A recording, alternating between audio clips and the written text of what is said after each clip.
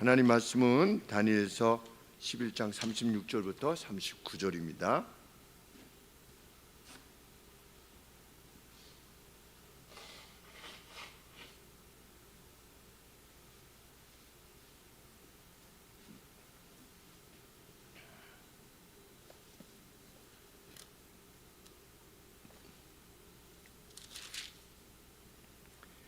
이 왕이 자기의 뜻대로 행하며 스스로 높여 모든 신보다 크다 하며 비상한 말로 신들의 신을 대적하며 형통하기를 분노하심이 쉴 때까지 하리니 이는 그 작정된 일이 반드시 이룰 것임이니라.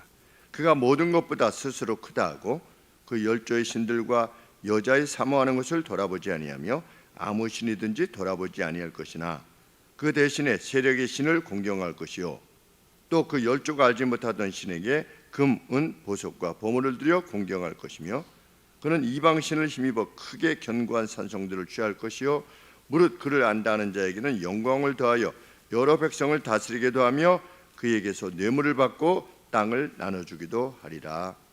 아멘.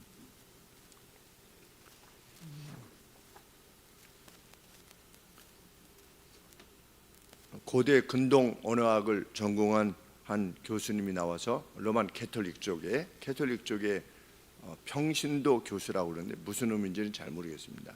그런데 고대 근동 언어를 연구한 분인데 역사가는 아니고, 그런데 성경을 이해할 때 고대 역사를 이해하는 것이 성경을 깊이 이해하는데 아주 필요하다라고 이렇게 말을 했습니다. 영상에 나와서.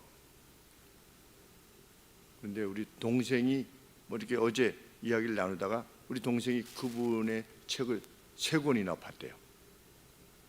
우리 매제가 그분 아니야? 이렇게 하니까 그러니까 고대 근동 우리 지금 다루고 있는 이러한 내용들에 관계되어진 그분은 이제 언어학자니까 역사학자하고 조금 다르긴 하겠지만 그쪽에 이러이러했다라고 하는 우가릿 언어 들어보셨는지 모르겠지만 저도 생소하긴 합니다. 우가리트어 그리고 수메르 문화 이런 언급들.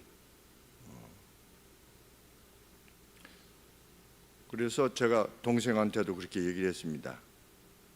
종교학적인 관점에서 기술된 책 아닌 교회 역사 가운데서 성경에 대해서 켈빈 신학 대학원에만 가도 책이 40만 권이거든요. 그러니까 성경을 연구한 게 40만 권이에요. 그러니까 이미 다 그 역사에 대한 이해도 다 있고 기록들도 다 있는 겁니다. 연구 내용이. 그래서 정서 그러니까 교회에서 기술되어진 정서를 읽으면 많이 도움이 된다. 그런데 일반 책, 종교학적인 접근을 행한 그런 책들은 가급적 읽지 않는 것이 좋다. 왜냐하면 그것이 종교학적인 입장에서 이렇게 기술되었기 때문에 성경에 있는 이런 내용은 모세에 관계되어진 출생에 관계되어진 내용은 이미 1500년 전에 무슨 앞선 3500년 전에 그 신화 내용에 이미 있는 것이다. 이런 식으로 이렇게 기술되어져 있는 그런 책을 읽으면 이해를 분명하게 지니지 못한 상태에서 그것이 들어오면 그게 어떤 멍같이 남아가지고서 성경을 제대로 이해하는데 굉장히 어려움을 겪게 되니까 가급적이면 교회 역사 내에서 기술된 정서를 역사에 대한 내용을 좀 많이 읽었으면 좋겠다. 이렇게 제가 권해줬습니다.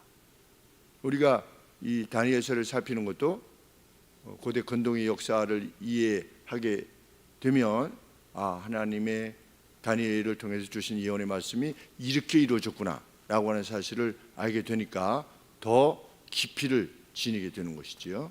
그래서 참 이러한 이해를 지닐 수 있도록 도움을 주는 신학자들의 연구가 너무나 고맙고 감사한 것입니다. 제가 혼자서 이걸 다 할 수 있는 것이 아니라 여러 신학자들의 연구 내용을 이제 살펴서 우리 성도님들에게 전달해 드리는 거니까.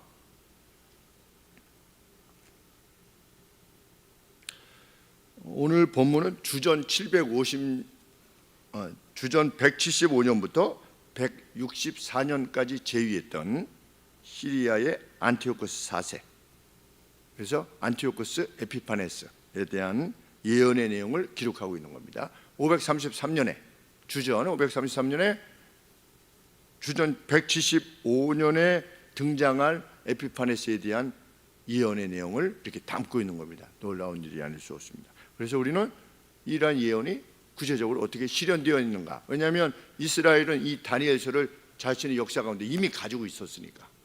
그래서 그것이 역사 속에서 실현되어져 가는 것을 볼 때 얼마나 뜨겁게 감동했을 것인가 하는 생각을 하게 됩니다. 그러면서도 돌아서지 않았다는 것이 신기할 따름입니다. 마치 홍해 사건을 보면서도 만나를 매일 보면서도 하나님을 섬기지 않았다고 하는 그 이스라엘, 참 그것이 더 신기하게 됩니다. 앞서서 이 시리아인, 지금의 시리아인 셀레우코스 제국 황제였던 에피파네스가 남방인 애굽을 공격하였다가 로마의 영사로부터 경고를 받고 지금 돌아갔다고 그랬죠. 우리 지난 시간에 철군하면서 어떻게 했다? 이스라엘과 예루살렘과 성전을 더럽혔다. 그리고 예배 제도를 파괴할 것이라고 예언되어진 반대로 그렇게 파괴가 되었다. 그래서 35절에 보면 이는 작정된 기한이 있습니다. 그렇죠? 작정된 기한이 35절에 보니까 에피파네스가 이스라엘을 괴롭힐 때가 제한되어져 있다라고 이렇게 언급한 것처럼 이스라엘은 3년 반 동안 이 에피파네스의 핍박에 직면해야만 했다. 그것이 역사의 내용입니다. 실제로 이루어졌던 내용. 36절에 뭐라고 되어 있습니까? 이 왕이 자기의 뜻대로 행하며 스스로 높여 모든 신보다 크게 하며 에피파네스입니다. 여호와를 대적하여 예외적인 것들을 말할 것이다. 비상한 말로 이렇게 되어 있는데 엑스트라 오디너리, 그러니까 아주 특별한 것들을 말할 것이다. 이렇게 예언을 했는데 모든 신들 위에 자신을 높이고 누가? 에피파네스가 신들의 신이신 여호와를 대적하며 예외적인 것을 말할 것이다. 이 예외적인 것이 뭡니까? 신성모독인 것이죠. 그럴 것이라고 예언했는데 실제로 에피파네스가 그렇게 행한 것입니다. 돌아오면서 애굽의 원정 갔다가 돌아오면서 그 일을 행한 것입니다. 그런데 그의 번영에 대해서 언제까지 그것이 이루어질 것이다? 분노하심이 쉴 때까지 하리니. 자, 누가 형통하는 겁니까? 36절에 보면 그가, 이 왕이 형통하는 거죠. 언제까지 형통하는 거냐? 분노하심이 쉴 때까지 할 것이다. 그럼 누구의 분노냐? 하나님의 분노입니다. 하나님의 진노. 그러니까 이 에피파네스를 통해서 어떻게 하는 겁니까? 하나님의 백성들을 징벌하는 거죠. 그런데 그 사람이 몰살되었을 때 이스라엘 백성들이 막 4만 명씩 살해를 당하고 이럴 때 그 사람이 죽었을 때 그 가슴 안에 뭐가 있었다고 그랬습니까? 지난 설교 때 우상이 있었다는 거죠. 이스라엘 사람들의 그 가슴에, 품 안에 옷을 이렇게 해보니까 그 안에 우상을 품고 있었다는 겁니다. 그러니까 이 에피파네스가 공격할 때 당시에도 이스라엘 사람들이 어떻게 했다? 우상을 섬겼다는 겁니다. 그런데 그것이 주전 533년에 몇 년이죠? 몇 년부터 시작했습니까? 175년인, 그러면 530년 잡고 170년 자면 한 430년 정도 되나요? 430년 뒤에도 이스라엘이 어떻게 할 거다? 나를 섬기지 아니하고 우상을 섬길 것이다. 그 같은 배교에 대해서 하나님의 징벌이 임할 것이다. 이거 얼마나 참 이스라엘의 죄악이 뼛속 깊이까지 이렇게 유전자 안에, 이스라엘 사람들은 정말 유전자 안에 그 죄악이 있나 봅니다. 지금도 예수님을 믿는 사람 성도들에 대해서 막 핍박하고 테러를 하고 할 정도니까 유대인들이 진노가 분노하심이 쉴 때까지, 그렇죠?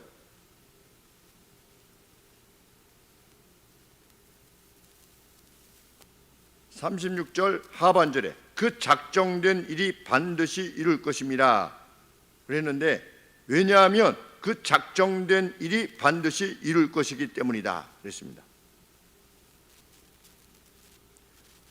하나님의 분노하심이 이제는 그 정도면 됐다라고 할 때까지 이루어지는데, 하나님이 작정하신 바가 있대요. 작정하신 바가 있기 때문에 그 일을 이루어가고 계시는 과정에서 유대인들이 죄를 보면서 하나님의 진노가 그들에게 임한 거지요. 임할 것이다. 그런데 그들에게 하나님의 진노가 임하는 것이 언제까지다? 하나님은 작정하신 것이 있는데 그 작정하신 것에 합할 때까지, 하나님의 섭리 가운데서 이것이 이루어질 것이다. 이스라엘에 대한 에피파네스의 핍박이 이루어질 것이다 라고 지금 언급하고 있는 것입니다. 36절 하반절에 왜냐하면 하나님께서 작정하신 일이 반드시 이루어질 것이기 때문이다. 그러면 하나님께서 작정하신 것은 무엇입니까? 예수 그리스도의 오심, 또 그 뒤로는 세상에 대한 심판. 그러면 하나님께서 작정하신 것의 제일 마지막 끝이 무엇입니까? 12장 2절 말씀에 땅의 티끌 가운데서 자는 자 중에 많이 깨어 영생을 얻는 자도 있겠고 수욕을 받아서 무궁히 부끄러움을 입을 자도 있을 것이며, 이게 무엇입니까? 부활이나 심판의 날이지요. 그것이 하나님께서 작정하신 일입니다. 그것이 36절에 언급되고 있는 겁니다.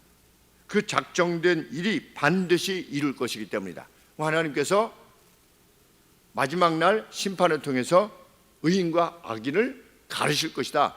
그게 하나님께서 작정하신 것인데, 그것이 이루어지는 과정 속에서 하나님의 섭리 가운데 이스라엘의 죄악이 징계되어질 것이다. 일정 기간 동안만.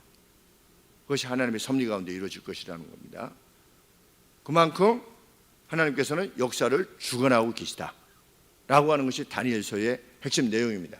그래서 요한계시, 이것이 이제 이어지면 어디까지 갑니까? 로마로까지 가는 거죠. 그래서 로마가 하나님의 나라를 대적했죠. 근데 요한계시록의 내용은 무엇입니까?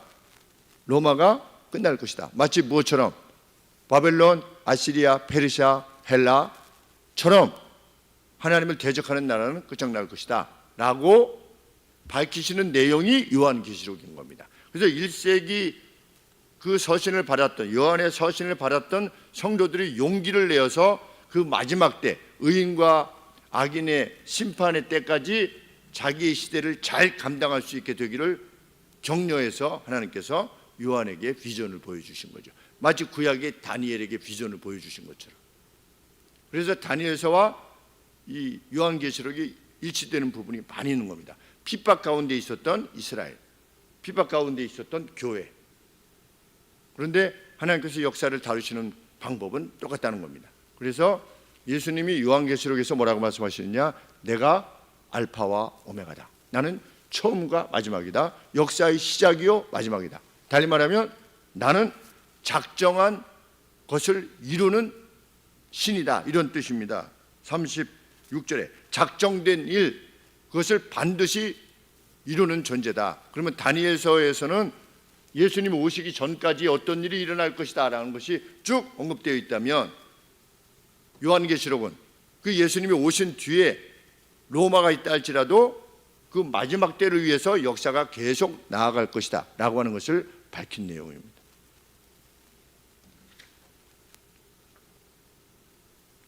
그런데 그것을 하나님께서 행하시는 것이라고 받아들이기가 어려울 수도 있기에 하나님께서 증거들을 역사의 시점마다 남겨주시는 겁니다. 이런 일이 있을 거다, 이런 일이 있을 거다, 이런 일이 있을 거다, 내가 다 하는 거다 라고 다니엘을 통해서 먼저 밝혀주시면 하나님의 말씀에 주목하고자 하는 이들은 이게 이랬네, 이랬네. 오늘 우리처럼 그런 일이 그렇게 이루어졌구나라고 하는 것을 받아들여서 영생을 취할 수 있게 될 것이니까.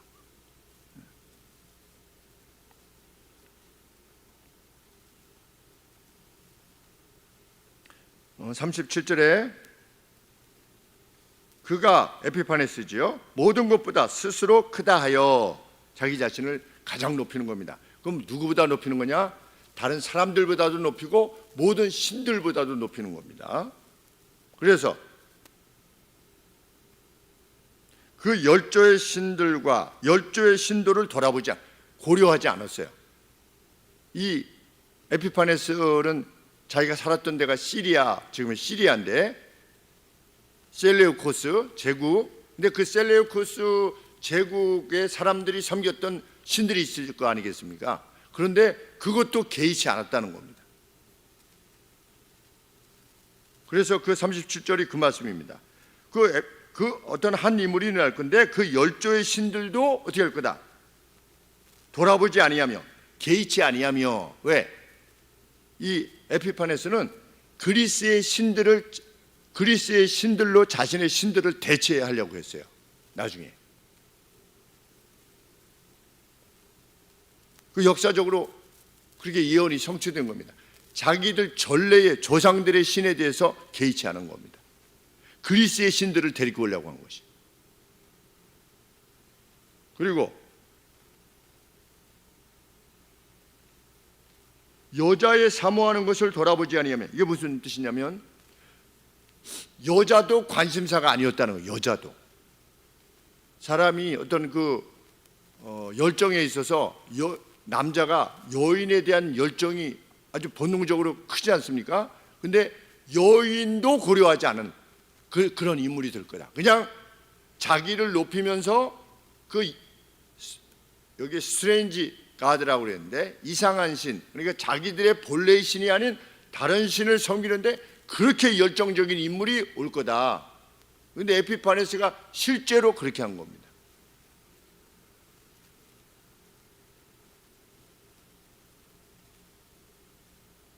(38절에) 그 대신에 세력의 신을 공경할 것이요. 그랬죠? 근데 이 세력의 신이 뭐라고 이렇게 됐냐면 영어 성경의 번역이 God of Fortress. Fortress가 요새죠, 요새. 요새의 신 또는 그 원문을 보면 Protection, 보호의 신을 섬길 것이다. 그가 그 인물이 와가지고. 그런데 그 신은 어떤 신이다? 그 열조가 알지 못하던 신이에요. 자기들의 어떤 조상이 알지 못하던 신에게 금, 은, 보석과 보물을 들여 공경할 것이며, 앞서 말씀드린 바와 같이 헬라 신들에게 공경할 것이다. 그런데 우리 다니엘이 지금 비전을 받을 때는 그리스가 아직도 등장하기 전이잖아요. 그런데 그리스라고 하는 제국이 등장할 것이라고 우리 앞서서 살핀 바대로 알렉산더 대왕에 대한 언급도 있었고, 그런데 그 그리스의 신들을 요 셀레우쿠스의 이 에피파네스가 섬기려 할 것이다. 그래서 그것에게 금, 은, 보석과 보물을 들여 공경할 것이다.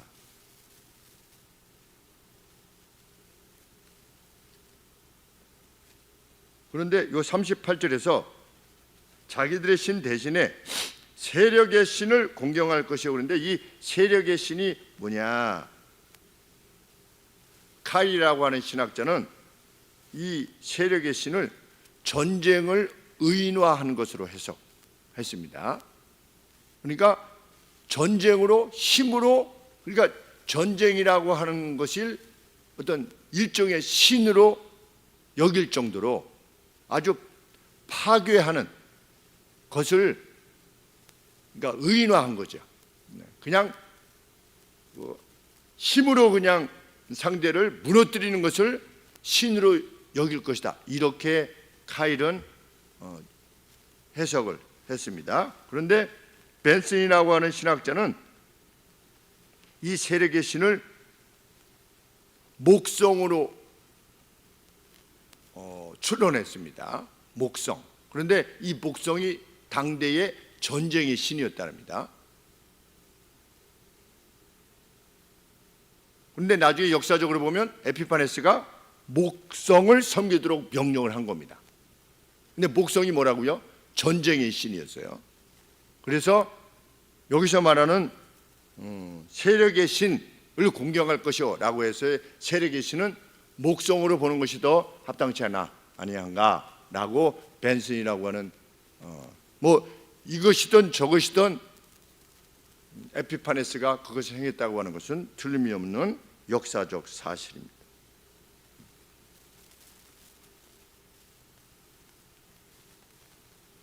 39절에 이어집니다. 그는 이방신을 힘입어, 그에게서 이방은 누구겠습니까? 에피파네스에게 있어서 이방은 헬라입니다. 셀레우코스, 시리아 자신들이 아니고, 그러니까 스트레인지 가드라고 되어 있는데 이상한 신, 누구의 입장에서 보면, 시리아 사람들의 입장에서 보면 이상한 신인 거죠. 이상한 신을 힘입어 크게 견고한 산성들을 취할 것이요 무릇 그를 안다 하는 자에게는 영광을 더해 줄 것이며 여러 백성을 다스리게도 할 것이며 그에게서 뇌물을 받고 땅을 나눠주기도 하리라. 누가? 안티오코스 에피파네스가. 그런 인물이 등장해서 그렇게 할 것이다.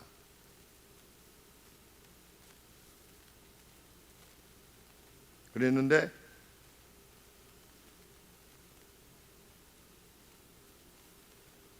그 마카베우서, 마카비서, 쉽게 얘기하면 마카비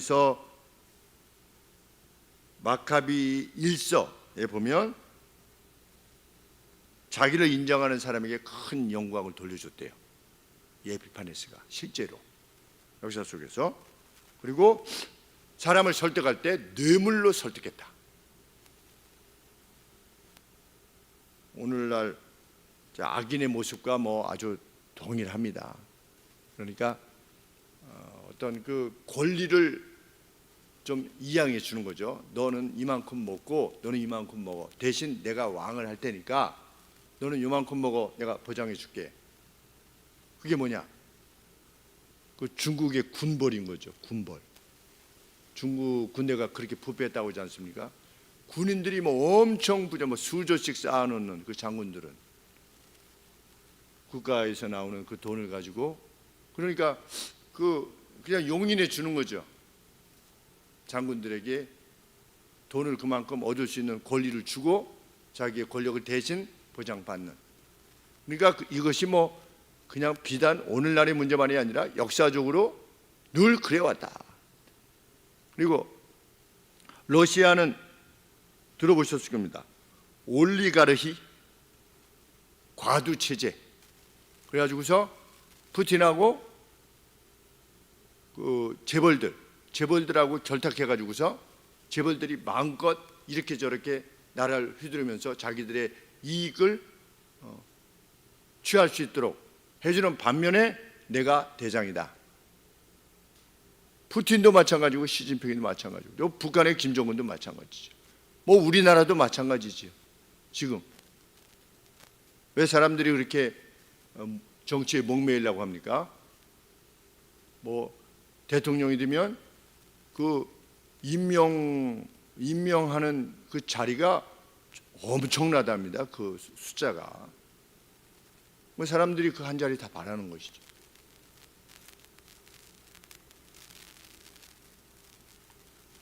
그래서 이게 새롭지가 않습니다. 분노하고 싶지도 않고. 왜? 인간은 어렸을 때부터 생각하는 것이 항상 그랬다. 인간 스스로 그것에 대해서 어떻게 이럴 수 있어? 어떻게 이럴 수 있는 게 아니라 그것이 인간의 역사라고 하는 것이 성경의 가르침입니다. 그래서 우리 예수님을 믿는 사람들은 그런 일에 대해서 분노하기보다 내 자신의 삶 속에서 하나님께서 명하신 바를 위해서 희생하고 헌신하기를 기뻐할 뿐입니다. 그리고 그것이 옳지 않음에 대해서 선언을 하지만 내 개인적으로 누구를 대해서 분노하지 않으려고 그렇게 애를 쓰는 것이죠. 단지 누구의 잘됨을 기뻐할 뿐입니다.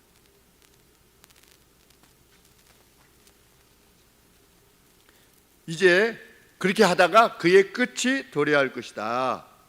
그렇죠? 40절에 마지막 때에 남방 왕이 그를 찌를 것이다. 네, 이제 다음 시간에 살피려고 하는데, 하나님의 분노가 끝날 때까지 잠깐 사용하시는 거죠. 누구를? 에피파네스를. 네. 하나님께서는 악인을 사용하시기도 합니다.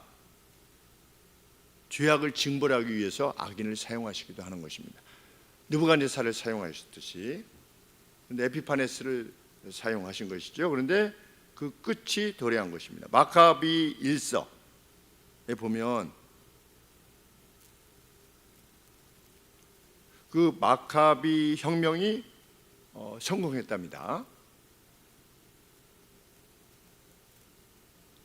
이제 에피파네스가 그 소식을 들은 겁니다. 그래서 리시우스라고 하는 총독을 세워가지고서 군대의 절반을 맡긴 다음에 이스라엘에 가서 이스라엘의 세력을 뿌리 뽑아라, 이렇게 리시아스 총독을 세운 것입니다. 그리고 자기는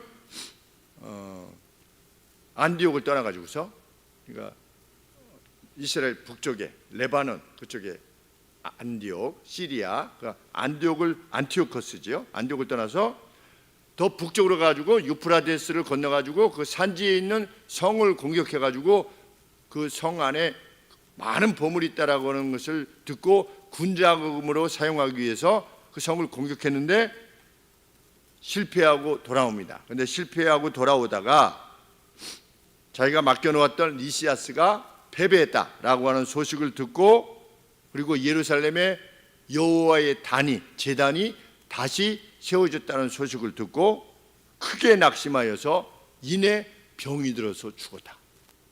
그것이 에피파네스의 마지막입니다. 하나님께서 사용하시고 보내시는 거죠, 그의 악에 대해서.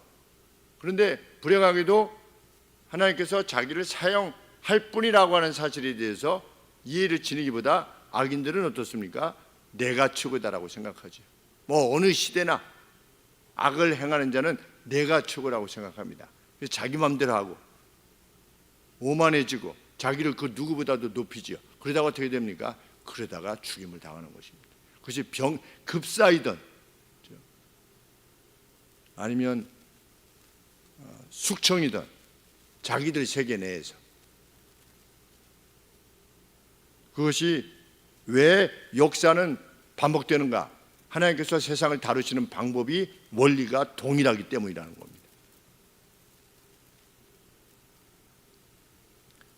푸틴이 어떻게 될지 모르죠. 푸틴의 말년이 어떻게 될지,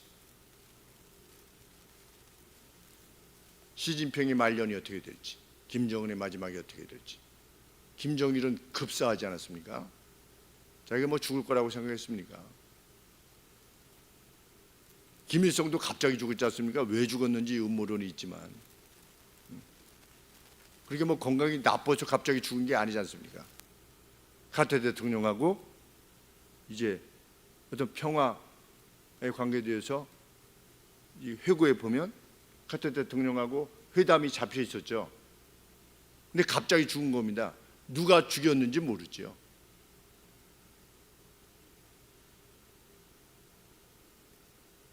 김정은이도 회개하지 않으면, 김정은, 김정일,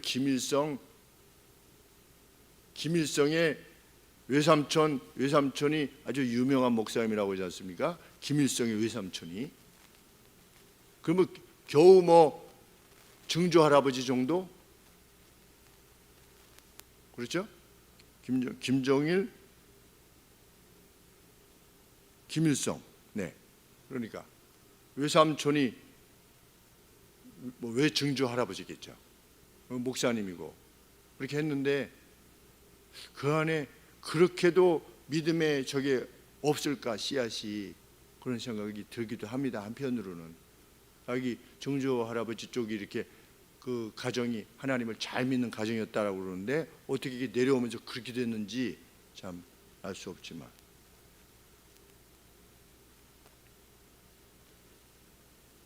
성경은 무엇을 언급하는 겁니까? 하나님의 나라를 대적했던 제국들과 개인이 이렇게 왔다가 갔다. 그러나 이스라엘은 남았고 그 가운데서 예언되어졌던 메시아의 도래가 있었으며 이제 역사는 마지막 의인과 악인의 심판만 남겨놓고 있다. 이것이 성경의 가르침입니다.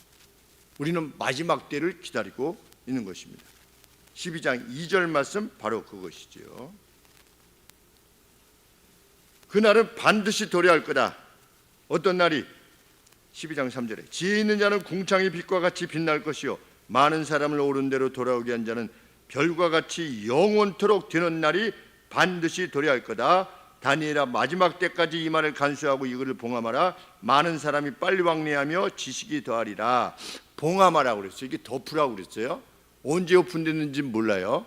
봉함하라 그랬는데 이 요한계시록에 보면 때가 가까워졌대요. 그러면 이 요한계시록하고 이 다니엘서하고 기간이 뭡니까? 한 600년이에요. 600년에 지금 아직 저가 아니니 봉함해라. 이렇게. 그 다음에 나중에 요한계시록 보면 인을 떼니 이렇게 돼 있죠. 인을 떼니. 이게 그 편지 같은 것이 이렇게 돼 있었죠. 그렇죠? 그래서 요거를 여기 붙여놓은 거를 이렇게 하나 떼면 첫째 인을 떼니 그 안에 내용이 있고 둘째 인을 떼니 내용이 있고 이렇게 돼 있는데 지금은 여기 뭐라고 되어 있습니까? 봉함하라 그랬는데 요한계시록에서는 그걸 뗀 겁니다. 그러면 그 심판의 때까지 그렇게 뭐 몇만 년, 몇십만 년 이것이 아니라는 것을 알게 됩니다. 그 시기가 그렇게 길지 않을 것이다. 그래서 우리는 시대를 보면서 말세의 때가 이르면 이러이러할 것이다 라고 사도 바울이 언급한 내용대로 오늘이 점점 더 그러하죠. 사람들은 정말 자기를 사랑하고 점점 공동체를 사랑하는 것이 아니라 자기를 사랑하는 뭐 교회조차도 자기를 사랑해서 나오고 교회라고 하는 믿음의 식구들을 위해서 행하는 이들이 점점 적어지는 참 그런 때가 올 것이다.